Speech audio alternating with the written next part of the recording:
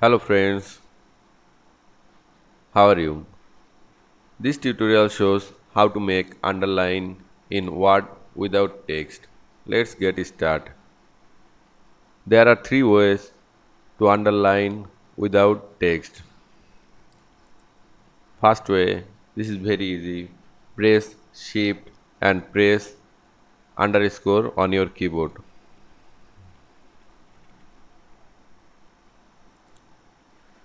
Second way is also easy. Click underline option or Ctrl U on your keyboard and press tab.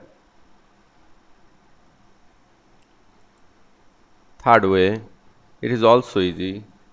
Press Ctrl U on your keyboard and press Ctrl Shift space.